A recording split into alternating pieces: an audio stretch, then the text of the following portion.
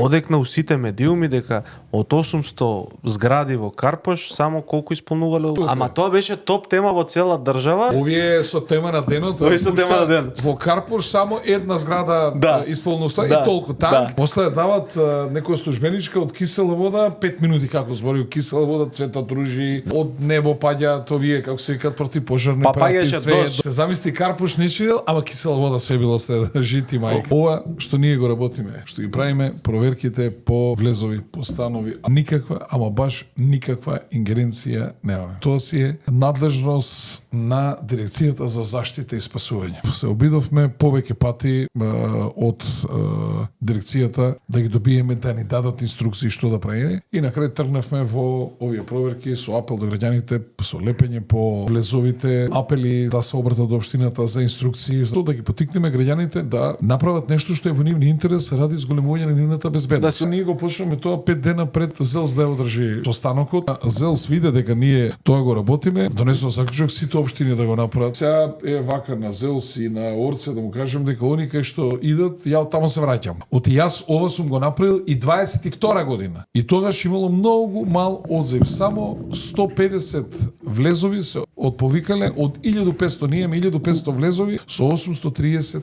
згради. Не исправни се, а како се им дал одобрение за градба. Така со подпис. Тој дел од противпожарната заштита ние немаме надлежност. Има дирекција за заштита и спасување. И они кои ќе им дадат согласност станува составен дел на одобрението и ние го даваме одобрението за градба и овие услови што треба да ги исполнат утврдени со закон во смисла да има хидранти, противпожарни апарати, има така наречен ХОП систем, они утврдуваат што треба да се има. А како сте му дали дозвола он да работи? Надзорот е тој што подпишува на крај на изведбениот проект дека се е како што треба. Со тој извештај од надзорот, потоа тоа се упишува во катастар и стартува тој објект.